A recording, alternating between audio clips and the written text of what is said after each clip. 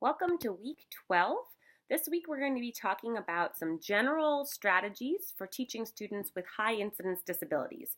When I say high incidence, I usually mean our mild to moderate disabilities. These are students who are often instructed in the general education setting, maybe through co-teaching, maybe a little bit of resource room support, but most of their education can happen in the inclusive setting.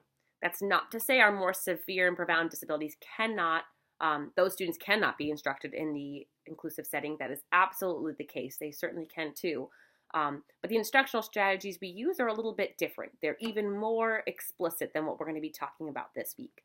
So this week, again, these are for our students who, a lot of these strategies are going to work for our students who are just struggling learners and for those with our high instance or mild to moderate disabilities. There are three big topics of this week. One is universal design for learning. I found this awesome video online where one of a worker at CAST, the Center for Applied Special Technology, which are the big creators of UDL. She does an awesome overview of what UDL looks like. Why do we do it? And who is it for? All of that good stuff. So there's that, and then there's also an article that goes with it.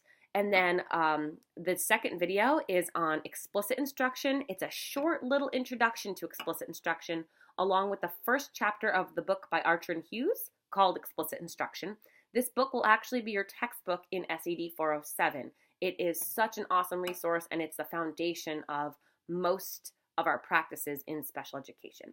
So you'll read the first chapter from that this semester, and just kind of get an overview for what that's like, reflect on your own teaching practices or the other practices of people you've seen. And then the third component is co-teaching and differentiation. So I have a short little video on that, as well as another article for you to read. All those things together, 3 videos and 3 readings. At the end, in the spirit of universal design for learning, you are going to put it all together.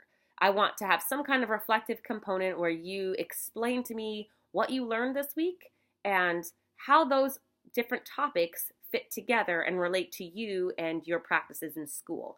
And because of universal design for learning, you're going to learn about multiple means of expression. I'm going to let you explain it to me any way you want. I'll give you an option of a Flipgrid post, or you can write me a reflective essay and submit it on ReggieNet. You can make a presentation. Pretty much anything you want is on the table for that. So that's your main content for the week, and then there will also be a quiz at the end. So this will be quiz number 6, I believe, and it's going to be on the content from this week only. A couple of you, I did read some of your feedback already, and a couple of you are a little bit confused about part 2 of the goal narrative. And based on your feedback, some of you don't feel like maybe you've grown enough in some of the components to know what to write about in the second part. And for that reason, along with the amount of work I know your final project is, I decided to cancel that second half. You do not need to write a second essay for the goal narrative. So you can cross that off your schedule. It is no longer needed. If you really want to write it because maybe you're not happy with your first grade, you are welcome to write it again, and I will include that in the grade for that category. Just talk to me about it. We can talk in one-on-one about what my expectations are for that second essay. I will also post the assignment description this week for your final project. I'm still working on the rubrics, so those are to come, but I at least want you to know what your options are so you can start thinking about it.